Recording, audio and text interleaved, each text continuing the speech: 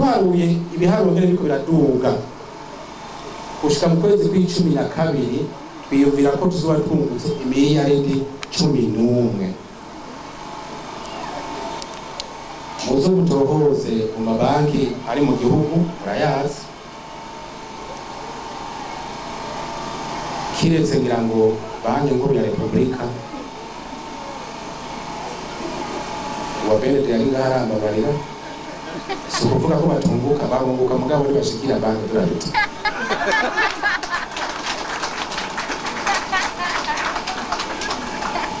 Ibiharuro rero birerekana yuko mu mwaka w'2022 ni ukuvuga mu kwezi kw'icenda k'umwaka uza ushobora kuba tugeze ku miliyaridi 18 tumaze umwaka umwe dukora turi banki. Ayo nayo inyungu gusa. Isubira inyuma gatoya ndababwira yuko inama nkuru yabaye umutahe yaradugije umutahe iwuvana ku miliyaridi 13 iwushira ku miliyaridi 22. No ngaho ibanki imwe yonyene mu Burundi yiturusha umutahe, iyo nayo murayirondera kandi muzoyitora. Muti rero muje gukora iki ngaha mu Rumonge? Bwa mbere dushaka kwegera bene gihugu. Abanyakubahwa bagwizatungo amabanki akorera hano mu gihugu no mu ntara yacu irimo mwatumiwe hano, nyakubahwa musitanteri wa komine ya Rumonge, abanyakubahwa bagwizatunga muri ngaha, abanyakubahwa mwese mu cyubahiro Imana yamuhaye, tugira amahoro, tugira amahoro, tugira amahoro n'iterambere mu ntara yacu ya Rumonge.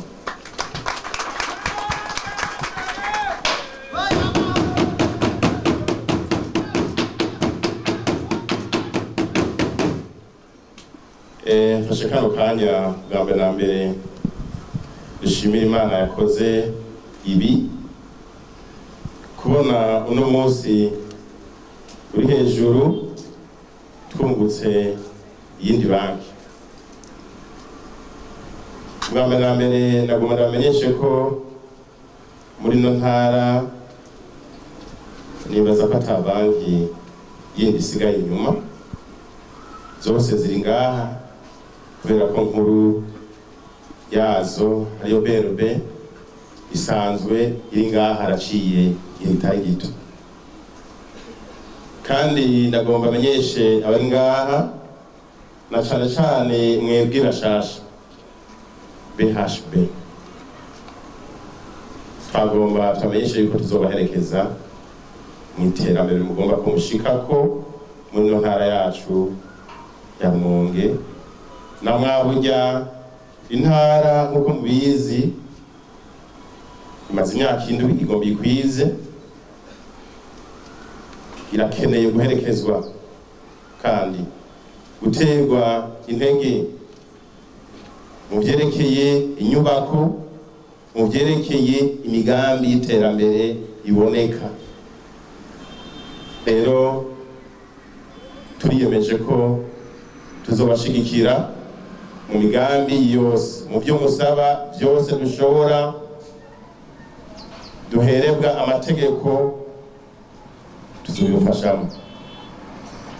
Hanyuma muri ico gishingo nkuko meje kubivuga ko ibanki zose ziri ngaha, zijya zose mubona zikorera Bujumbura ziri ngaha, zirafise amashami yazo, kandi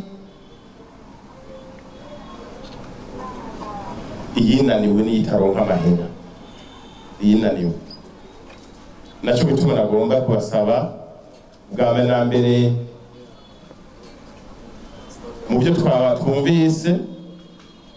twumvise ko hari hakabijya mutuzaniye muri ntara gambe na mbere mujeje kubaka nagomba ntumirire rero abanyamitahe bwa mbere na mbere biture ino banki kugira ngo ibafashe mu gushika ku mahangiro mwihaye. Twumvise yuko inyungu iyi banki isaba ari ntagereranywa uravye izindi banki. Ku itariki 27 z'ukwezi kwa kabiri uyu mwaka nyene tuje guhimiriza kugira ngo abantu bijukire umugambi w'uburaro bwiza, niho abenegihugu bavuga bati by'ukuri iyo banki irakenewe ngaha mu Rumonge. Duca twikora rero ku buryo ariko bw'amafaranga hamwe n'abakozi. Tuvuga tuti reka twegere abanyarumonge ko bifuza aho baziganiriza n'aho batora amadeni, tubashikire dukorane, kandi murabona ko bahitayaza amasigara cyane. Muti none iyi banki yatanguye ryari? Mu bisanzwe iyi banki yavuye mu kigega kijejwe uburaro aricyo bita mu kinofunofu Fond de Promotion de l'Habitat Urbain. Hanyuma kuva mu 2011 niho bene umutahe hamwe n'inzego zijejwe gucungera ubutunzi bw'igihugu zasaba yuko Fond de Promotion de l'Habitat Urbain yoba banki. Ico rero cyo kivi turakora ubu itariki 29 z'ukwezi kwa kane uyu mwaka niho banki nkuru y'igihugu yemerera yuko Fond de Promotion de l'Habitat Urbain ihindutse ibaye banki de l'Habitat du Burundi. Nuko vyagenze rero kuva ku itariki 29 z'ukwezi kwa kane twaciye tuba ibanki. Mushobora kwibaza muti uyu banki siswagaye nije kuvuga amanwa gusa, ubwo irunguka cyangwa iratera imbere? Jewe nagenda bahe uburiro bukeyi gusa kugira mwumve ingene yunguka.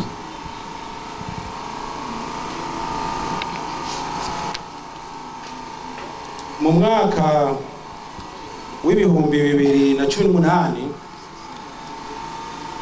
twari dufise amahera y'inyungu tunguka ku mwaka angana n'imiliyari 3 n'imiliyoni 300 arenga.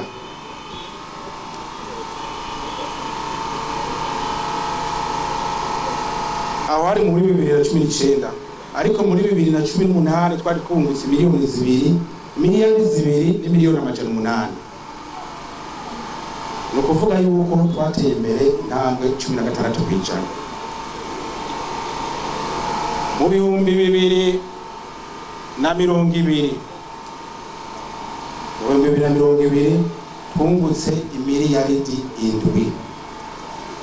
Miliyaridi 7 zo twungutse mu kwezi kw'indwi k'uyu mwaka. Kuvuga mu kwezi kwa mbere gushika mu kwezi kw'indwi k'uyu mwaka duharura twari tugeze ku miliyaridi 5 n'amajana 682 n'imiliyoni 682. Kuvuga kuva mu kwezi kwa mbere gushika mu kwezi kw'indwi tuharuye ibiharuro biriko biraduga gushika mu kwezi kw'icumi-na-kabiri twiyumvira ko tuzoba twungutse imiliyaridi 11. Muzo mutohoze mu mabanki ari mu gihugu murayazi, kiretse ngira ngo banki nkuru ya Repubulika wa BND yari ngaharambabarira, si ukuvuga ko batunguka, barunguka mugabo ntibashikira banki de l'Habitat.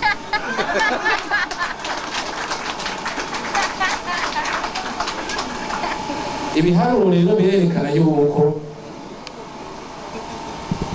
mu mwaka w'ibihumbi 2022 ni ukuvuga mu kwezi kw'icenda k'umwaka uza ushobora kuba tugeze ku miliyari 18 tumaze umwaka umwe dukora turi banki. Ayo nayo inyungu gusa. Nsubira inyuma gatoya ndababwira yuko inama nkuru y'abari mutahe yaradugije umutahe iwuvana ku miliyari 13 iwushira ku miliyari 22. No ngaho ibanki imwe yonyine mu Burundi yiturusha umutahe. Iyo nayo murayirondere kandi muzoyitora. Muti rero muje gukora iki ngaha mu Rumonge? Bwa mbere dushaka kwegera bene gihugu kuko niwo mugambi dufise. Dushaka kandi ko abene gihugu mu Rumonge baronka amafaranga batarushe. Ntuve ngaha umara amasaha 2 mu ibarabara ugiye kurondera ideni y'imiliyoni 10 cyangwa miliyoni 5. Usanga imodoka ivunikiye mu ibarabara uyikoresha ku miliyoni 8. Dushaka kandi ko abadandaza, abakozi ba leta, abarovyi, abantu bose bafise umugambi wo kugiza uburaro, kugura ibikoresho byo kubaka, kugura ibikoresho byo mu nzu, kubaka amazu, bose baronka uburyo badatamye. Hari n'agakuru keza nyakubahwa Buramatari w'intara ya Rumonge. Mu ntara 5 mu gihugu umugambi wo kubakira uburaro bwiza abene gihugu, ni ukuvuga wewe ufise parcelle turakubakira inzu tukagushikiriza urufunguzo ukagenda winjira nk'umugore agiye kurongoka.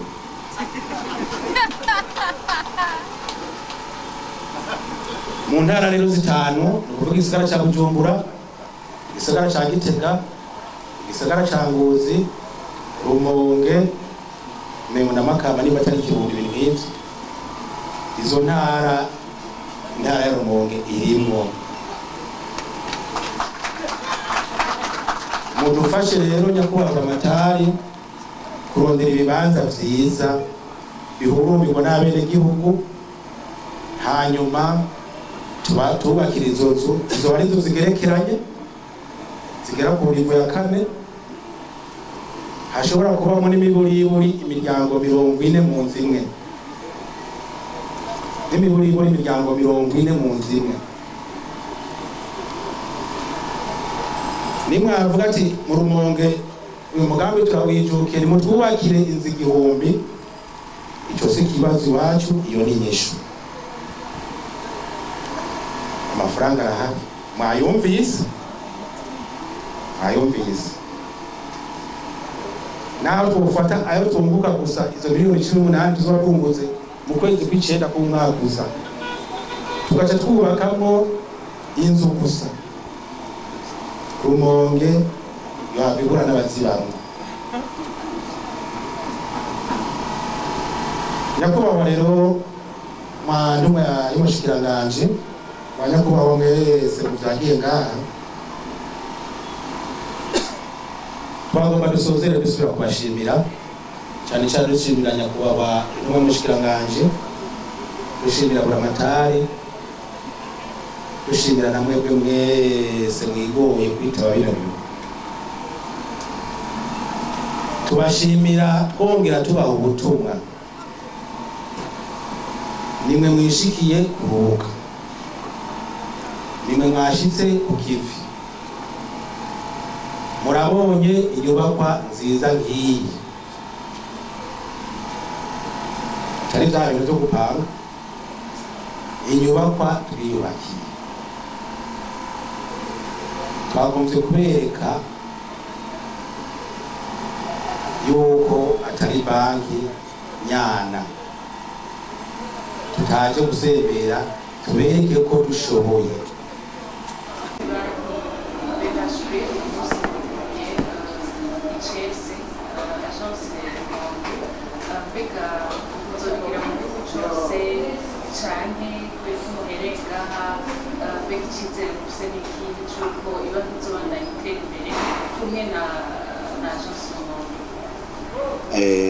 Murakoze. Cyambere nababwira nuko banki ijeje guteza imbere uburaro mu Burundi, BHB mu majambo y'imfunyapfunyo, ntihereye gushinga ishami ryayo ngaha mu Rumonge.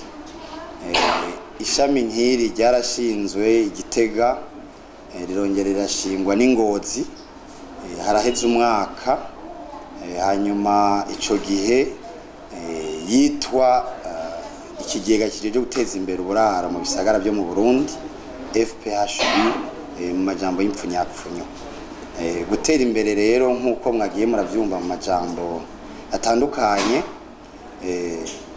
sivyo tuje guhera ngaha, kuko ntituje gutangura ibikorwa bishasha ngaha. N'ikigega cyari gisanzwe gifise uburambe mu gutanga ingurane yo gushigikira imigambi y'iterambere y'abene igihugu, na cyane cyane mu kubaka uburaro n'izindi nyubakwa zikenewe mu buzima bwa misi yose. Rero Rumonge siyo yari gusigara inyuma, kuko murumva ko iyo banki yaje kugira ngo ibisagara bikure, ibisagara bibe binini, kandi ibisagara bigire inyubakwa z'uburaro cyangwa se izo gukora ibindi bikorwa zigezweho. Nico gituma rero twaje no mu Rumonge. Mu Rumonge n'igisagara gikuze, ariko ugiye kubiraba kitagutse. Twabonye ko rero kiri mu bisagara bifise abantu benshi, ariko bidafise inyubakwa zikwiye kandi zigezweho. Nico gituma twaje kugira ngo nk'uko tubikora mu bindi bisagara, iyi banki ishobore gushigikira abanyarumonge mu migambi yabo y'iterambere yo guteza imbere uburaro n'izindi nyubakwa, zaba iz'ubudandaji cyangwa izo gukoreramo ibindi bikorwa. Kandi iyi banki isanzwe ifise imigambi yo kubandanya yagura amashami yayo no mu zindi ntara z'igihugu, kugira ngo abene igihugu, abanywanyi bacu basanzwe batwitura, tubashikirize ibikorwa dukora batarushe, batarinze kudusanga i Bujumbura, batarinze kuriha amatike, batarinze guta umwanya. Ubwo buryo bushobora kubashikira mu mwanya muto kandi bitabazimbye, no kuvuga badatanze amahera menshi. La Banque de l'Habitat du Burundi, BHB en cycle, est en train d'ouvrir son agence à Rumonge. Je vous ai déjà communiqué que la Banque de l'Habitat du Burundi a été créée en transformant l'ex-fonds de promotion de l'habitat urbain. Avec l'ex-fonds de promotion de l'habitat urbain, on était en train d'offrir des produits et des services à notre clientèle. Mais comme les dirigeants de la banque, le conseil d'administration et les actionnaires l'ont déjà remarqué, nous avons trouvé ensemble la nécessité de transformer l'ex-FPHU en BHB pour pouvoir mobiliser plus de ressources et pouvoir offrir des produits et des services diversifiés à notre clientèle. C'est donc dans cet objectif que nous avons décidé de venir à Rumonge pour pouvoir rendre nos produits et services accessibles avec plus de facilité à notre clientèle et se trouvant à Rumonge et ses environs avec plus de facilité, sans toutefois se déplacer et payer des tickets et prendre beaucoup de temps pour venir à Bujumbura chercher nos produits et services. Comme le gouverneur l'a dit, la banque BHB est la énième banque plus-value alors de cette offre? La plus-value que nous apportons à notre clientèle se trouve à Rumonge et aux provinces environnantes et premièrement concrétisée à travers nos produits et nos services. Notamment, quand la clientèle approche nos services, on voudra épargner, nous offrons des taux d'intérêt créditaires relativement élevés par rapport à toutes les banques existantes au Burundi, notamment à des taux d'intérêt créditaires variant entre 6% et 9,5%. Vous-même, vous êtes témoin qu'aucune autre banque au Burundi n'offre ce taux d'intérêt créditaire à la clientèle. Mais aussi, pour ceux-là qui veulent financer ou entreprendre, notamment en réalisant des projets de construction des logements, d'autres bâtiments commerciaux ou autres infrastructures, nous finançons leurs projets à des taux d'intérêt débitaires variant entre 6% et 12% pour ceux-là qui ont déjà négocié des partenariats avec la BHB, mais aussi à des taux d'intérêt variant entre 12 et 15% pour d'autres clients qui approchent nos services à travers tout le pays, là où nos agences sont en train de fonctionner.